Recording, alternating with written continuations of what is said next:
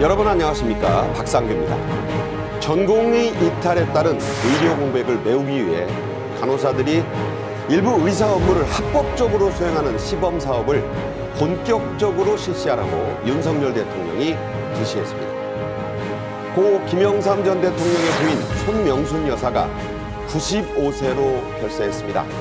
묵묵한 내조의 전형이었던 손 여사의 삶을 되돌아 보겠습니다. 손흥민 선수가 은퇴할 때까지 결혼하지 않고 축구에만 전념하겠다고 밝혔습니다. 빈살만 사우디 왕세자 측의 파격적인 스카우트 제안도 물리친 것으로 알려지고 있습니다. 먼저 박성원 서울신문 논설위원, 양지민 변호사와 함께 말씀 나누겠습니다. 어서 오세요. 안녕하십니까? 안녕하십니까? 네. 의료 공백에 따른 환자들의 고통 길어질 것 같습니다. 윤석열 대통령은 진료 지원 간호사라고 하죠. PA 간호사 제도를 본격적으로 좀 적극적으로 활용해서 정착시키라고 지시했는데요. 직접 들어보시죠.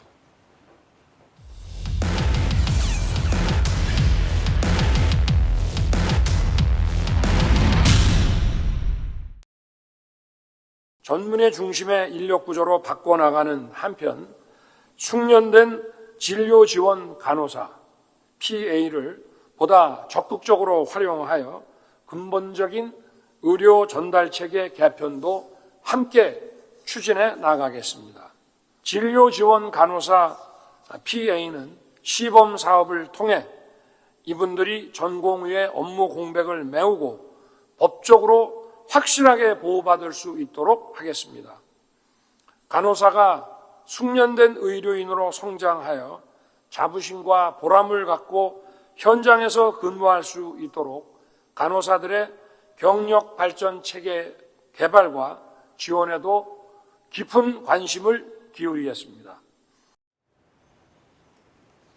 네, 여러 번 말씀드리지만 PA 간호사, Physician Assistant, 진료를 직접 지원하는 간호사를 말합니다. 용어를 통일하고 가겠습니다. 윤 대통령의 방금 들으신 지시에 따라 PA 간호사들이 응급 상황이 오면 의사들을 일부 대신해서 CPR이라고 하죠. 심폐소생술도 하고 응급 약물도 의사의 지시 없이 직접 투여한다. 그런 얘기죠? 네, 이 PA 간호사의 업무 범위가 굉장히 좀 늘어날 수 있을 것으로 보입니다. 왜냐하면 이제 말씀해 주신 것처럼 윤석열 대통령이 국민을 위협하는 병원 구조를 반드시 개혁하겠다라고 하면서 PA 간호사를 언급을 하면서 간호사가 진료 공백을 메꿀 수 있도록 하겠다라고 이야기를 했는데요.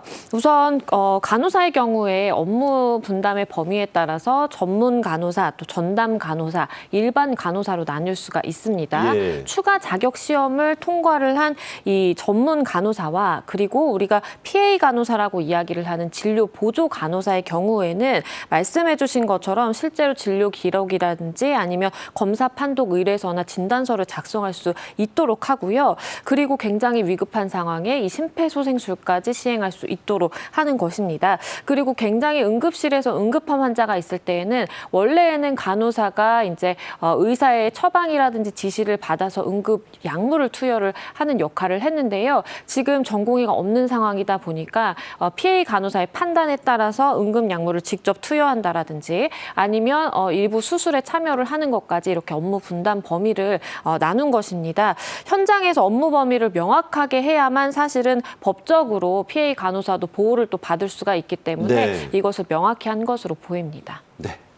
자, 대한간호사협회는 윤 대통령의 이 발표를 적극 지지하고 환영했습니다.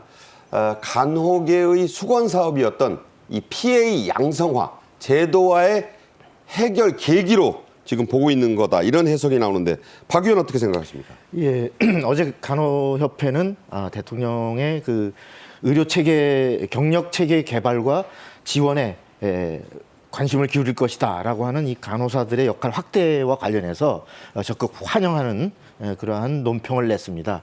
여기에는 그동안 이제 암암리의 의료 현장에서 하나의 관행으로 시행되어 왔던 이런 진료 지원 간호사 제도, PA 제도가 아주 공식적인 합법화의 틀을 갖추는 하나의 계기가 될 것이라는 기대가 깔려 있다고 봐야 될 것 같은데요. 네. 특히 이제 이 제도가 시행되게 되면 앞서 나왔듯이 그 전문 전담 간호사의 경우는 그 진단 수술 동의서 같은 것도 작성하고 네. 이렇게 초안을 작성할 수 있게 되기 때문에 어떤 역할이 많이 확대될 것으로 보이고요.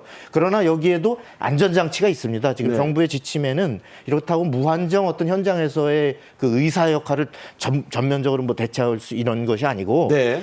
부작용 혹시나 있을 수 있는 부작용을 막기 위해서 관리나 감독을 철저하도록 만일에 이것이 미비할 경우에는 해당 기관장 즉 병원장이 법적 책임을 지도록 조치까지 돼 있습니다. 네.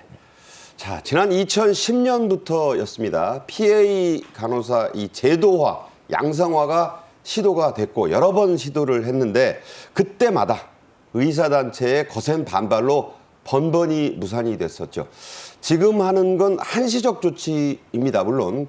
그래서 이번 총선 뒤에 이 관련 법이 개정돼야 하는데 윤 대통령은 여권과 함께 한번 이걸 적극 시행하겠다. 법 제도화를 좀 하겠다. 이런 뜻이죠? 그렇습니다. 이번에 나온 조치는 어디까지나 한시적인 복지부의 지침에 의해서 시행이 되는 것이고 또 현재 의료 공백 사태에 대한 긴급 대응적 성격이 있습니다. 이것이 합법적으로 어떤 제도적으로 간호사들의 역할을 보다 명확히 입법화하기 위해서는 총선 이후에 아무래도 의료법 등의 관련법 개정이 있어야 안정된 정착이 가능할 것 같습니다. 네, 양 변호사. 미국이나 영국이나 캐나다의 이제 이걸 선진 의료의 그 국가들이잖아요.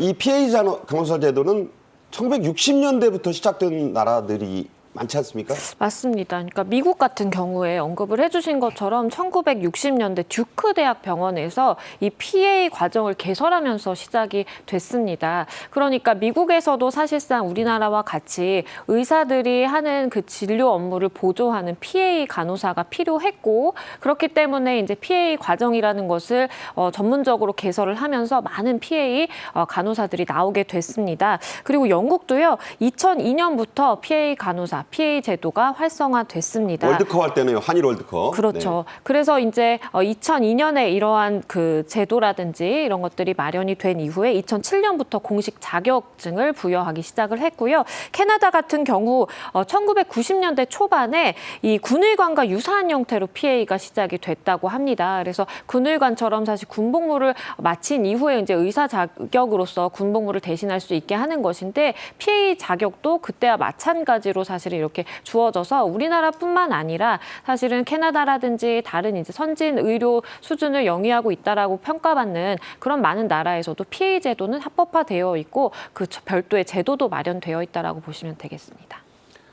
드라마 얘기를 하자면 뭐 슬기로운 의사 생활이라든지 뭐 낭만 닥터 땡사부 이런 데 보면은 이 PA 간호사로 추정되는 분들의 그 활약상이 나와요. 실제로 우리나라에서도 2000년대 초반부터는 대형 병원들, 큰 병원들은 암묵적으로 PA 간호사들을 많이 써왔습니다. 자, 이분들이 없으면 그야말로 수술방이 안 돌아간다는 말이 나올 정도 아니었습니까? 특히 많은 전공의들이 가기를 꺼려하는 그러한 전공의 경우에는 PA 간호사들의 역할과 역량이 더 중요하다라는 이야기가 나옵니다.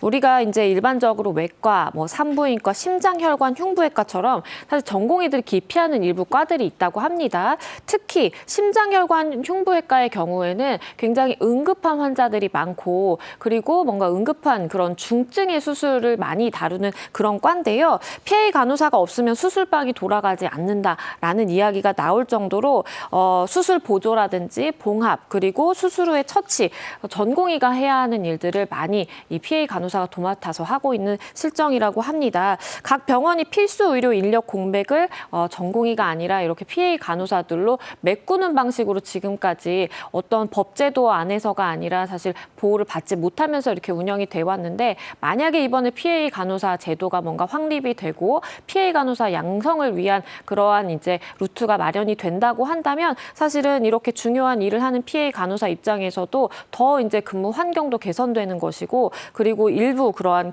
과들의 경우에는 그래도 전공의가 부족하지만 환자 입장에서는 양질의 의료 서비스를 받을 수 있지 않을까 싶습니다. 네. 대한간호사협회의 찬성 의견과 달리 대한의사협회는 이 PA 간호사는 불법 의료 인력이다라는 입장을 보이면서 합법화에 좀 냉랭한 입장을 보이고 있다. 이런 입장도 함께 지적하지 않을 수 없습니다. 자, 이런 조치와 함께 정부는 응급수술이나 고난도 수술의 수가를 파격적으로 올리겠다고 밝혔습니다. 직접 들어보겠습니다. 응급, 고난도 수술에 대한 수가를 전폭적으로 인상하는 방안을 더욱 구체화하겠습니다. 의료사고 처리 특례법을 조속히 제정해서 의사의 법적 소송 부담을 줄이는 한편 환자의 의료사고 입증 부담도 함께 줄이겠습니다. 사실 이번 의료 대란 사태는 의대 정원의 규모를 둘러싼 분쟁 임명과 동시에 이 필수 의료 분야에 대한 논란이 또 쟁점이에요. 자, 그래서 정부가 방금 내놓은 이런 들으신 조치는 의사들의 요구를 상당 부분은 받아들인 것 아니냐 이런 전문가들의 지적도 있습니다. 자, 어떻게 보세요? 그렇습니다.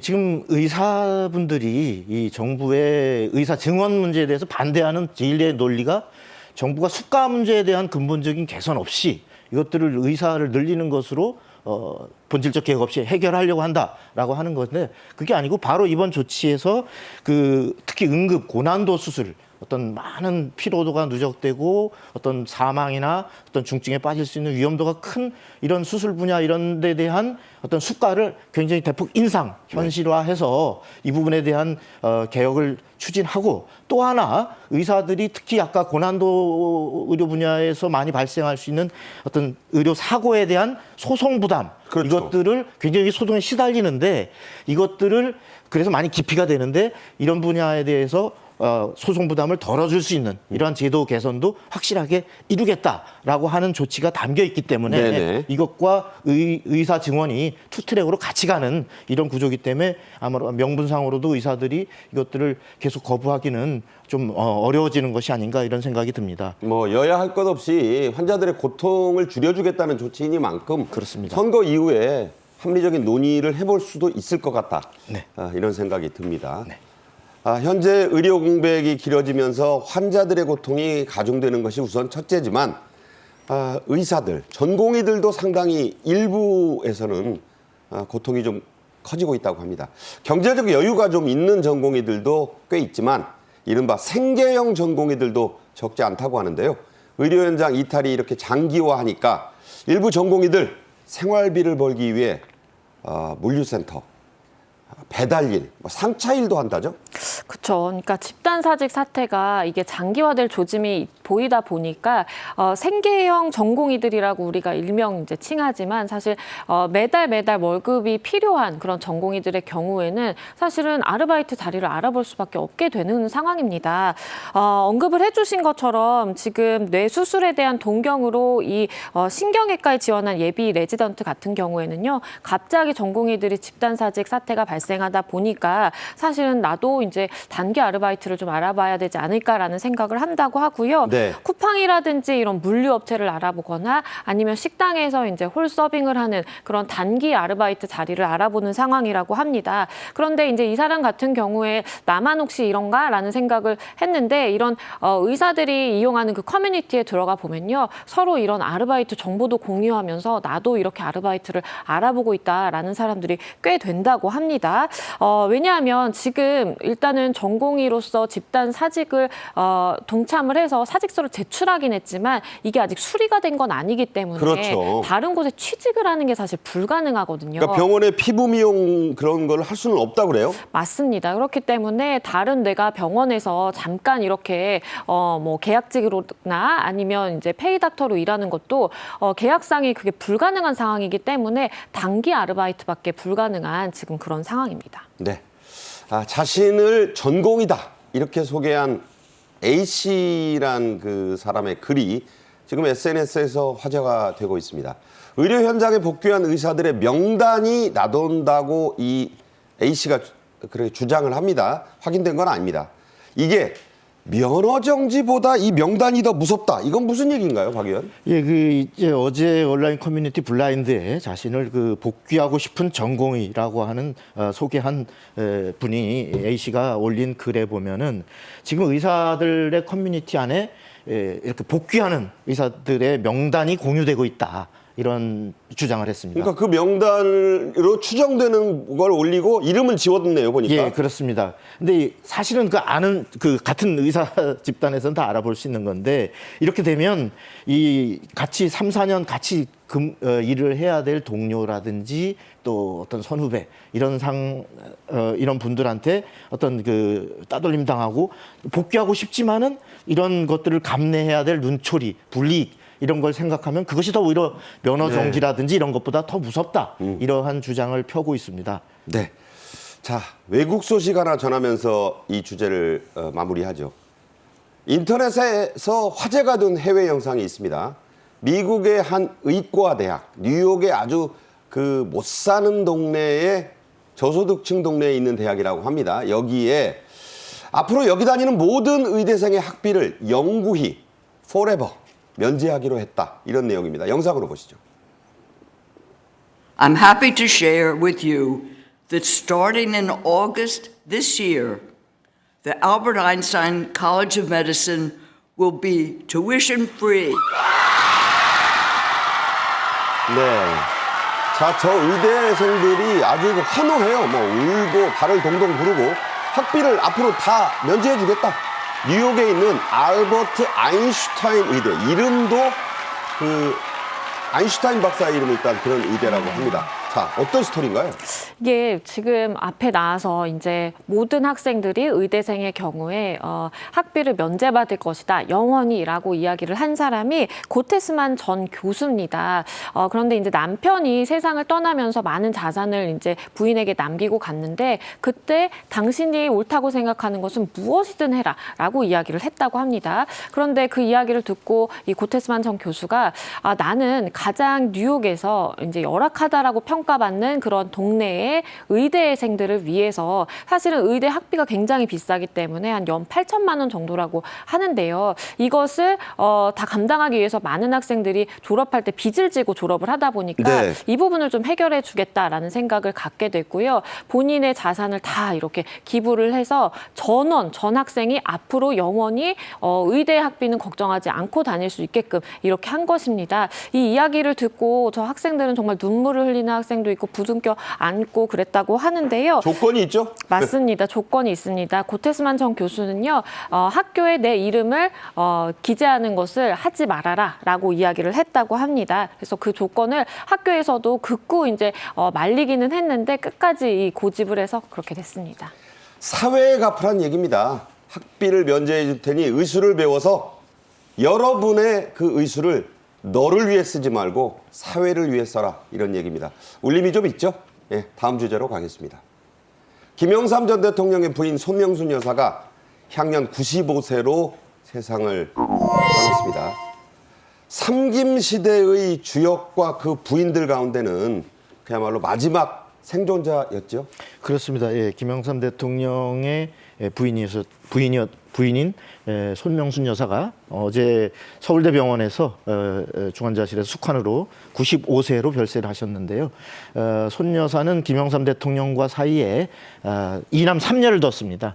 그 차남이 우리가 잘 알고 있는 김현철 소산. 예, 소산으로 많이 알려져 있는 김영삼 대통령 기념재단 이사장인데요. 김 이사장이 페북에 올린 글에 따르면 손 여사는 가족들이 지켜보는 가운데 편안히 영면하셨다. 정말로 편안히 정말 영면하셨다. 예, 편안히 영면하셨다고 하고 가족장으로 5일장으로 해서 기념재단 주최로 장례를 치를 예정이라고 합니다. 네. 윤 대통령의 부인 김건희 여사가 2022년 재작년 6월입니다. 서울 상도동 자택으로 손 여사를 직접 예방해서 면담한 게 이렇게 되면 마지막 그 공개된 일정이었어요. 그렇죠. 그때 당시에 이 손명순 여사의 이제 연세가 93세, 만 93세라고 알려졌었는데요. 2022년 6월에 김건희 여사가 이렇게 예방을 가서 이야기를 나눴습니다. 그때 당시도 이 건강이 조금 안 좋다고 알려졌었는데 1시간 반 동안 이렇게 무리 없이 좀 대화를 할 수 있는 수준이었다라고 하고요. 그때 당시 김건희 여사가 예방을 해서 대통령 배우자의 역할에 대해서 조언을 듣기 위해서 왔다라고 이야기를 한 것으로 전해지고 있고요. 그때 당시에 말씀해 주신 것처럼 이 만남이 마지막 이렇게 예방이 됐습니다. 네. 김영삼 대통령 YS라고 우리에게 이제 알려져 있는 분입니다. 손 여사의 금슬은 아주 유난스럽게 좋았죠. 생전의 모습을 좀 준비했는데 함께 보면서 얘기 나누겠습니다. 네, 대통령 재직 시절인 1996년 말레이시아, 베트남 국빈 방문 때 모습입니다. 벌써 28년 전의 모습이네요. UN 평화 장미를 함께 청와대 앞들에 심던 한창 때의 모습이었습니다. 이제 예. 추억을 되새겨보는 분들이 좀 많을 텐데요. 김 여사는 저렇게 묵묵히 그러나 또 드러나지 않은 자리에서 많은 봉사활동도 하셨고 또 손수 그 옷들도 굉장히 검소하게 입으셨다고 알려진 일화가 있죠? 예, 그 김영삼 대통령의 그 손여사에 대한 그 애정은 아주 각별했는데요.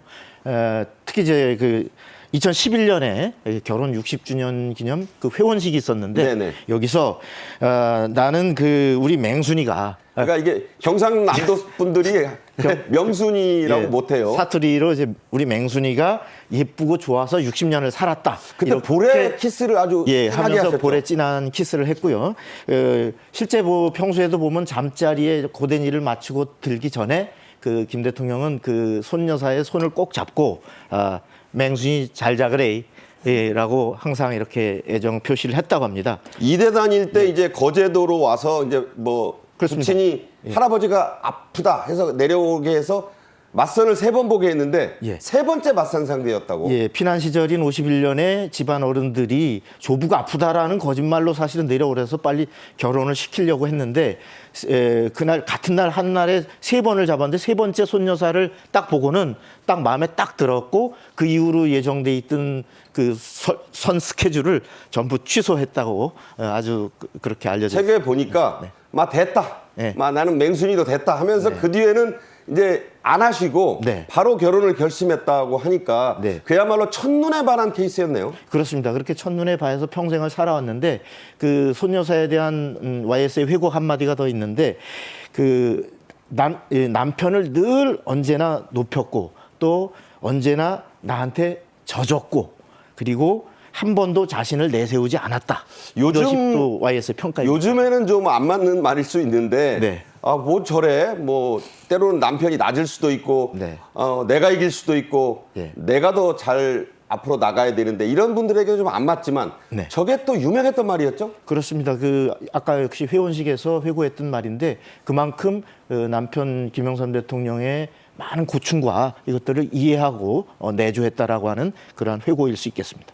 네, 유경수 여사도 있었고 여성운동가로 또 유명했던 이희호 여사도 있었습니다. 하지만 이 고 손명순 여사는 전형적인 내조형 영분이었습니다. 하지만 내조만 한 분은 아닙니다. 묵묵히 내조하면서도 신군부와의 투쟁을 할 때 23일간 YS가 단식을 했는데 이 소식을 007 작전식으로 밖에 알린 때로는 과감했던 민주화 운동의 동반자였죠? 예, 당시 그 83년에 5.18 광주 민주화 운동 3주기를 맞아서 YS가 목숨을 건 단식에 들어갈 때 바로 그 단식 사실을 그 외신 기자들에게 일일이 연락을 해서 알린 분이 바로 손 여사고요. 또 당시 그 많은 야당 인사들이 YS 집을 하나의 거점 삼아 어떤 모이고 했을 때 항상 그 식사 대접을 해서 하루에 쌀이 한 말 정도씩 이렇게 다 손 여사가 대접을 했다고 합니다. 그리고 그때 이제 저나 박 의원보다 이제 선배들 말씀을 들으면 네. 그때 가면 꼭 그 거제도가 고향이어서 어장을 하던 부친이 있어서 네. 거제산 멸치가 항상 그 상에 올라왔는데 이걸 풀어서 된장과 함께 끓였던 시래기국. 그렇습니다. 그리고 YS표 칼국수. 예. 이거 안 먹어보면 그때 참 예. 기자 아니었다는 시절도 있었어요. 네네. 저는 선배들이 출입 기자였고 저는 퇴임 이후에 상도동에 좀 가본 적이 있는데 역시 그 아주 전형적인 거제 멸치를 푼 시래기국 그리고 갈치 한 토막 이것이 이제 전형적인 그 식사 대접의 기본 메뉴로 알려져 있고 또 YS표로 알려져 있는 칼국수 역시 손여사의 작품으로 알려져 있습니다. 칼국수는 양이 많지 않아서 늘 그 기자들, 한창 때 기자들이나 참모들이 배를 많이 고파했다. 청와대 때도 그런 일이 있었다고 해요? 예, 그래서 그 대통령 하실 때 그 이제 당의 주요 당직자들을 청와대로 초청해서 식사 대접을 할 때 딱 칼국수 메뉴가 딱 나왔기 때문에 거기서 갔다 오면 이 당사 근처의 식당에서 또 주요 당직자, 당대표, 뭐 당직자들이 또 한번 식사를 더 하는 이런 모습도 종종 목격되기도 했습니다. 네. 자, 손명순 여사의 장례가 주말을 거쳐서 이제 다음 주 초까지 이어지는데 저희는 자, 한국 민주화 투쟁 역사의 한 페이지를 굵게 장식한 이 손명순 여사의 빈소에 어떤 분들이 왔다 가는지 또 그들이 어떤 얘기를 남기는지를 모아서 다음 주 초에 또 한번 얘기해보는 시간을 갖도록 하겠습니다.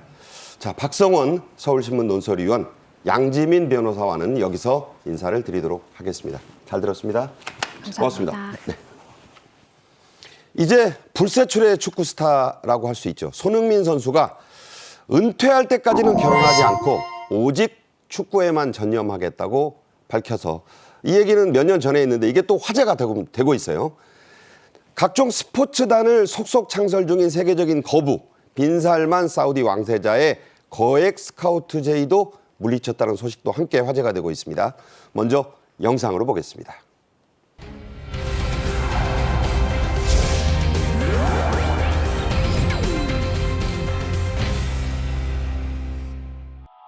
Very happy to score again since when I come back from the Asian Cup, and seeing celebrating the fans is make me even more happier.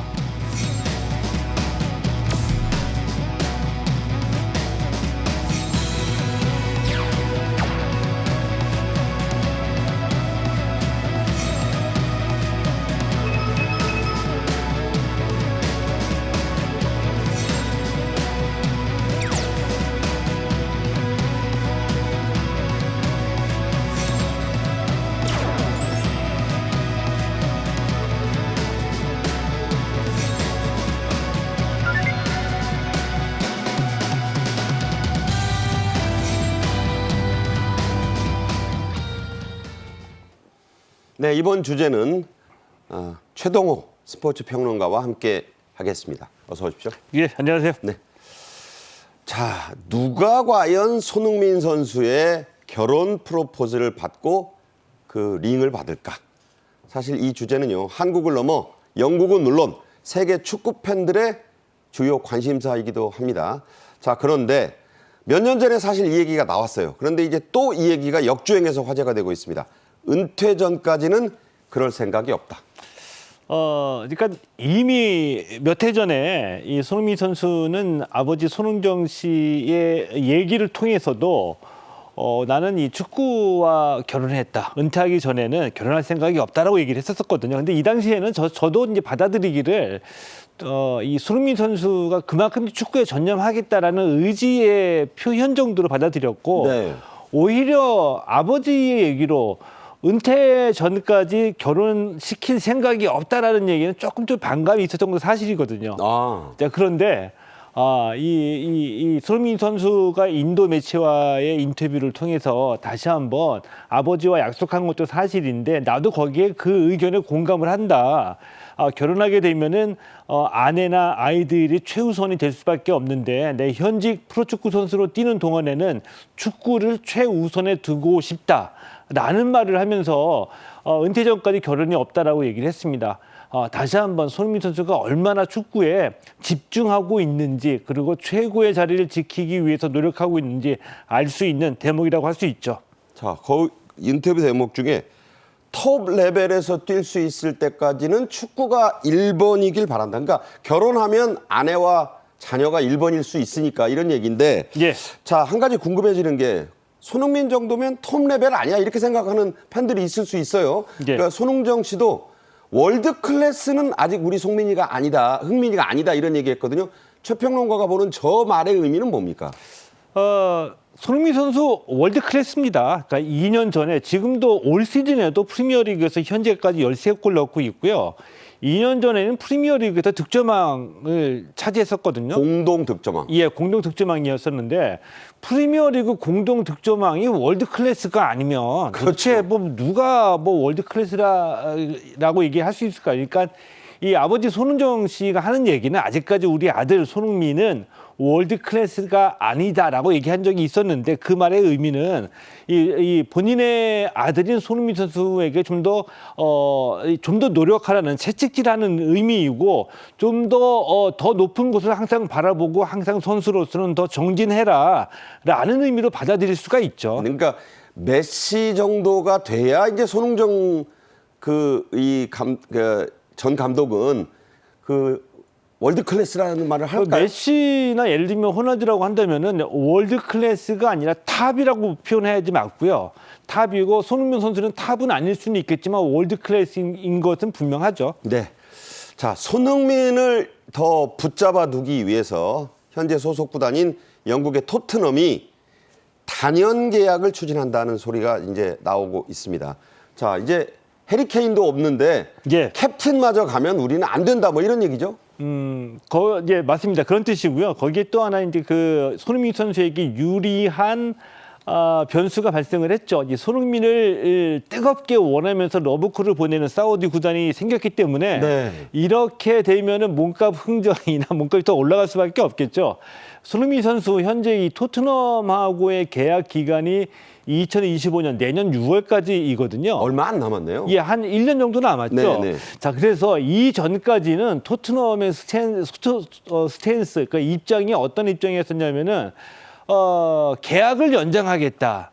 이런 입장이었었거든요. 네. 자, 그런데 해리 케인 떠나고 이 토트넘에서 이 손흥민 선수가 토트넘을 대표하는 선수로 뛰고 있고 상품 가치도 크고 더군다나 사우디에서 이 손흥민 선수 영입 작전에 들어갔다는 얘기가 지난해부터 계속 나오고 있기 때문에 계약을 연장하겠다라는 이런 자세에서 적극적으로 손흥민과 단연 계약을 맺겠다라는 적극적인 자세로 선회를 했죠. 네. 최동호 평론가 말씀을 또 제가 들으면서 자, 토트넘이 역시 그러니까 경쟁이 있어야 돼요. 토트넘이 이렇게 다급하게 나오는 건 사우디에서 돈 뭉치가 지금 헬리콥터로 살포되기 직전입니다. 손흥민의 사우디 이적설 때문인데요. 작년 여름에 첫 러브콜을 받았었는데 이때 제시된 계약금 정말 입이 벌어질 정도죠? 그러니까 연봉이 430억 원이고요. 연봉 말고 이적료는 한 870억 원 정도입니다. 상상이 잘 안 됩니다. 예, 그러니까 우리가 얘기할 때 이적료는 구단이 구단에게 지급을 하는 거거든요. 토트넘이 받나요? 예, 토트넘이 아니에요. 그러니까 우리가 보면은 상가를 구입할 때 우리가 흔히 얘기하는 프리미엄 있죠. 프리미엄을 얹어주는 겁니다. 아, 네. 그 권리금. 일종의? 권리금, 입니다. 그러니까 다 합치면은 뭐 1,000억 원이 훌쩍 넘어가는데 그러니까 총액은 1,732억 원짜리래요. 이게 이제 손흥민의 시장 평가죠. 우리가 흔히 얘기하는 손흥민의 몸값이고요. 그중에 연봉은 430억 원을 제시했습니다. 이때에 손흥민 선수가 단칼에 거절을 했죠. 네. 사우디아라비아의 그 제안을 그러면서 나는 지금 돈이 중요한 게 아니다. 나한테 지금 중요한 것은 축구에 대한 자부심 그리고 프리미어리그로서 더 뛰고 싶은 내가 뛰고 싶은 리그에서 뛴다는 게 나한테 중요하다 이렇게 얘기를 했거든요. 그때 나온 꿈이라는 건데 최평론가가 보시는 손흥민의 EPL에서의 꿈은 뭘까요? 득점왕이고 또 하나 절실한 꿈이 하나 있죠. 우승이죠.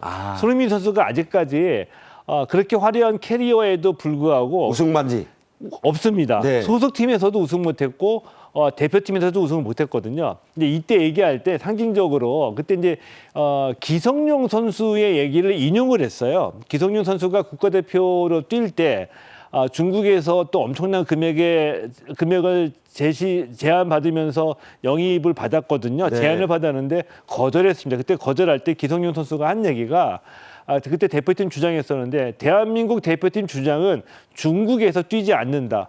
그때 멋진 말이었죠. 예. 이 얘기를 또다시 인용하면서 프리미어 리거로서 또 대한민국 대표팀 캡틴으로서 어떤 그 자부심과 당당함을 보여줬죠. 네. 대한민국 대표팀 주장은 중국에서 뛰지 않는다. 참 멋진 말이네요. 자, 사우디 얘기로 이제 옮겨가겠습니다. 사우디아라비아 빈살만의 이런 손흥민 러브콜, 엄청난 돈 공세는 PIF라고 불립니다. 사우디 공공투자기금이 빈살만 왕세자의 지시에 따라서 지금 이 스포츠 제국을 지금 만들어 나가고 있기 때문이라죠. 예, 그렇습니다. 그러니까 뭐라고 해야 될까요? 사우디가 이 전 세계 월드 스포츠의 지금 블랙홀이에요. 돈을 빨아들입니까? 모든 걸 다 빨아들이고 있습니다. 돈은 내보내고 선수와 리그를 그냥 다 빨아들이고 있죠. 네. 이게 무슨 얘기냐? 이미 뭐 말씀드린 대로 프로축구에 엄청난 투자를 하고 있죠. 네이마르라는 브라질의 국가대표 선수 있습니다. 슈퍼스타. 예, 그렇습니다. 네이마르의 연봉이 1,380억 원이고요. 네. 1,380억 원 연봉 주고 데리고 왔습니다. 또 호날두 잘 아시잖아요. 호날두는 연봉이 2,300억 원이에요. 뭐 엄청나죠. 2,300억 원 연봉 주고서 데리고 왔습니다. 근데 이 정도로 투자할 수 있는 것도 또 벤제마도 있고요. 예, 벤제마도 있고 이 정도로 투자할 수 있는 게 그 해당 구단의 재정 규모로서 해결할 수 있는 일은 아니다. 근데 왜 그럼 이런 일이 벌어지고 있느냐? 아주 크게 보면은 이 출발점은 빈살만 왕세자의 그 탈석유, 석유 경제 이후에 사우디의 앞날을 그려놓은 2030 프로젝트, 국가발전 전략이라고 할 수 있겠죠. 그렇죠. 이 속에서 스포츠를 산업적으로 키우자. 그래서 이 스포츠 산업적으로 키우기 위해서 재정, 돈이 필요한데 그 돈은 우리가 흔히 그 사우디 국부 펀드라고 얘기를 하죠. 아까 네. 말씀해 주신 PIF, 공공기금 펀드가 재정적인 역할을 맡아라라고 해서 이렇게 진행이 되고 있는 거죠. 자, 과연 이 규모가 어느 정도 되는지 지금부터 짚어드리겠습니다. 사우디아라비아와 빈살만의 이 스포츠 제국 프로젝트, PIF 펀드의 투자, 그야말로 부채살, 전방위적인데 이게 그냥 투자만 하는 게 아니고 세계 최고의 리그를 다 지금 새로 만들고 있어요. 예, 그렇습니다. 이 사우디아라비아의 스포츠 굴기 제목부터가 좀 심상치가 않습니다. 중국 얘기죠, 저게. 예, 맞습니다.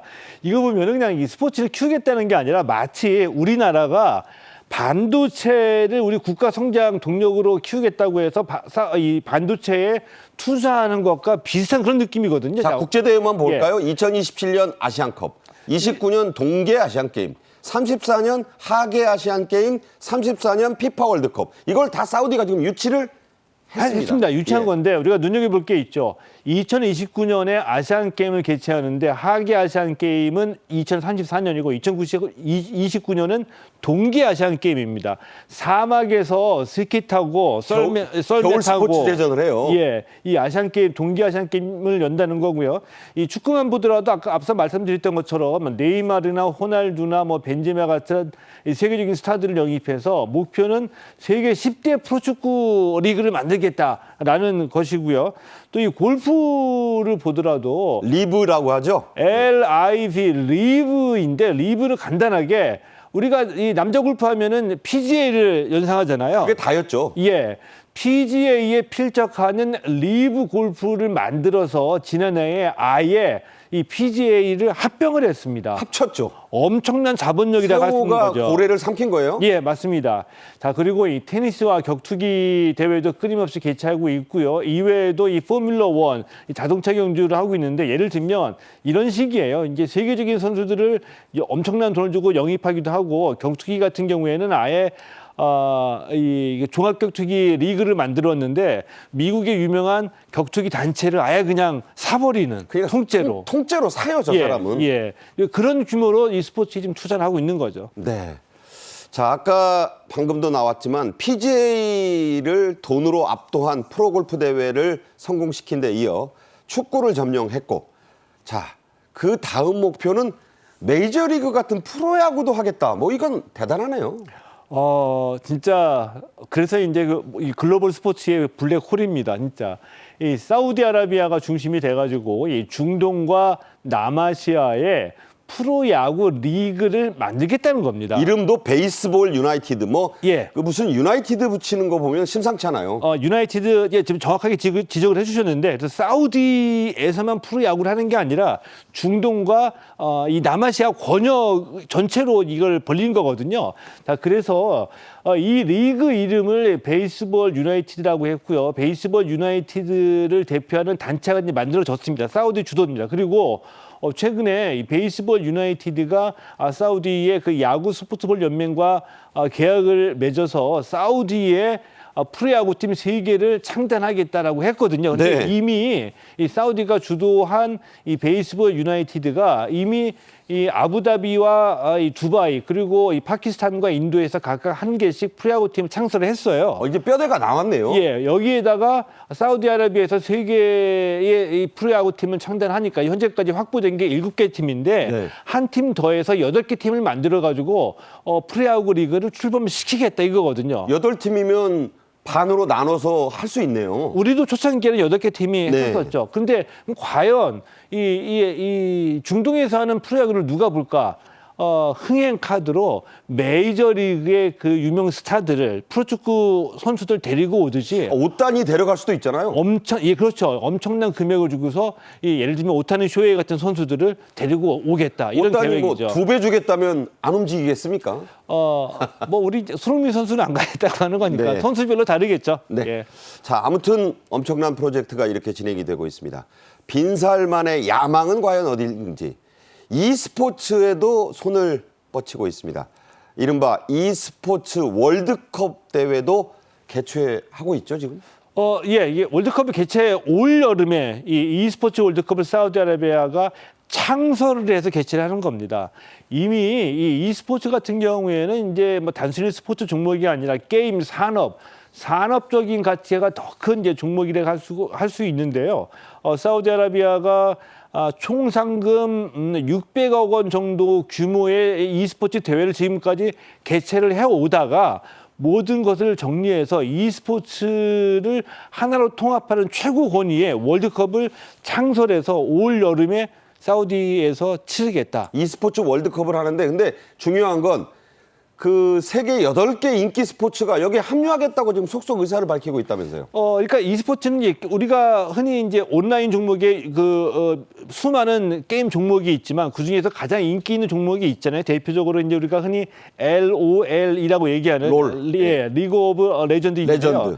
이렇게 그 가장 인기 있는 상위 8개 종목을 모두 다 월드컵에 포함시켰다고 하는 것을 보면 이 말의 뜻은 그냥 이 전 세계 글로벌 이 게임 산업 그리고 e스포츠를 하나로 다 통합을 했다라고 정리할 수가 있는 거죠. 네.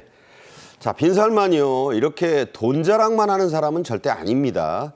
사실상 사우디의 이제 국왕이죠. 아버지가 이제 연로했기 때문에 실권자이자 국왕 역할을 하면서 철저한 비즈니스를 하는 그런 사람입니다. 오는 2027년까지 3조 원 이상으로 규모가 커질 것으로 보이는 이 세계 e스포츠 시장을 미리 가서 점령하겠다. 그러니까 선점하겠다는 건데 시장 규모가 22억 4천만 저게 달러입니다. 네. 그러니까 이게 이 한국 콘텐츠진흥원이 예측한 시장 분석이거든요. 이 e스포츠 이 글로벌 시장 규모가 2027년에 22억 4천만 달러, 우리 돈으로 한 3조 원까지 확대될 전망이라고 예상을 했고요. 이 정도 보면은 e스포츠가 얼마나 시장 규모가 큰지 알 수가 있겠죠. 때문에 파리 올림픽에도 e스포츠를 포함시키느냐 마느냐 이런 이 토론이 벌어지고 있고요. 지난해 항저우 아시안 게임에서는 이미 e스포츠가 정식 종목으로 채택이 됐죠. 이 채택이 된 배경은 시장 규모, 돈의 힘 때문입니다. 네. 그리고 계속해서 이 e스포츠는 우리가 이 게임을 개발하는 업체로서 이 e스포츠 강국으로 군림을 해왔었는데 중국에서 e스포츠에 투자를 하면서 게임 개발 능력이 굉장히 상승되었거든요. 때문에 중국 시장을 우리가 좀 예전보다는 위축이 되면서 이 사우디에서 투자하는 사우디와 중동이라는 새로운 시장을 개척해야 되는데 이런 면을 본다고 한다면 사우디와 우리의 그 이익이 서로 공유될 수 있는 일치점이 있는 거죠. 네. 아시다시피 작년에 서울에서 개최된 이 LOL, 롤이라고도 합니다. 리그 오브 레전드 월드컵에서는 우리나라가 중국에 서력하면서 우승을 했죠. 그때 대단한 열기였는데, 그런데 우리나라 게임 업체들 잘하고 있지 않습니까? 실력도 있고. 그런데 사우디 시장을 뚫기에는 좀 힘에 부친다. 여러 가지 문제점들이 지적되고 있습니다. 최 평론가가 보시는 이유는 뭔가요? 그러니까 우리 그 게임 업체들의 또 개발 능력에 문제가 있어서라기보다는 그냥 우선은 기본적으로 사우디는 게임 산업을 육성하려고 하고 우리는 게임 산업의 새로운 시장이 필요하기 때문에 이익을 공유할 수는 있습니다. 그런데 새로운 시장을 개척하기 위해서 사우디와의 네트워킹이 좀 부족합니다. 네. 그래서 여러 업체들이 이미 사우디와의 그 교류와 협력을 위해서 시도를 했는데 인적인 인프라가 부족하다 보니까 그냥 그 사기성 짙은 브로커들에게 농락당한 경우도 있고요. 네. 그래서 사우디 시장 개척에는 업체들의 노력도 중요하지만 어떤 정부 차원에서 좀 교통정리라든지 믿을 만한 이 사업 비즈니스 파트너를 정리해주는 이런 역할이 좀 필요해 보이는 것도 사실이죠. 그러니까 네옴시티 한다고 이재용 회장이나 대벌 총수들만 사우디와 교류 협력할 게 아니고 예. e스포츠도 잘해야 된다 이런 말씀이네요. 네. 결국에 그런 얘기가 되겠네요. 네. 최동호 평론가 모시고 여러 말씀을 잘 나눴습니다. 오늘도 잘 들었습니다. 고맙습니다. 네. 토요일에는 주간 정책엔 이슈가 방송이 되는데요. 많은 시청을 부탁드립니다. 저는 3월 11일 월요일 정오에 더 핫한 뉴스 또 유익한 소식과 함께 찾아뵙겠습니다. 고맙습니다.